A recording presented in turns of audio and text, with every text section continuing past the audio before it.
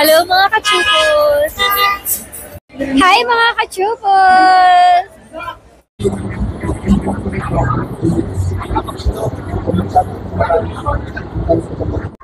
Hello mga kachupos, at ngayon ay day 1 ng Franchise Asia Philippines at kasama natin si Sir Patrick. Hi guys! And Sir Patrick, regarding po pala sa event na to, ano pala yung booth nyo po? Yung booth namin is Ate Rica's Baxilog. Dito kami located sa D36, second floor siya. Then sir, regarding po pala sa mga package or discount, ano pala yung in-offer nyo po ngayong event na to, sir?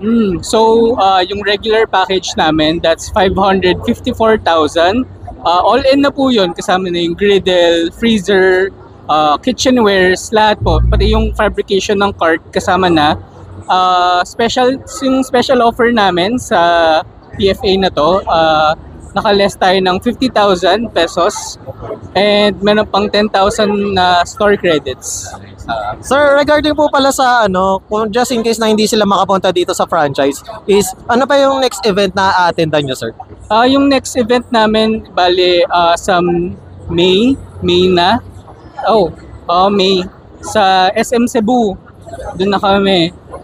Pero if hindi kayo makakapunta, hopefully ma-scan nyo yung QR code na to, then you can sign up there na lang. Then Sir Patrick, regarding po pala sa mga package or discount, sir, is kapag walang event is regular price talaga, sir? Regular price lang sila talaga. Then just in case pala, sir, na meron kayong parang main branch or parang showroom, meron po ba? Well, yung pinakamagandang branch namin and pinakamalakas is yung DLSU or yung UST.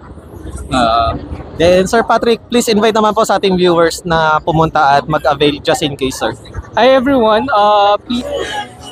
Hello mga kachupos!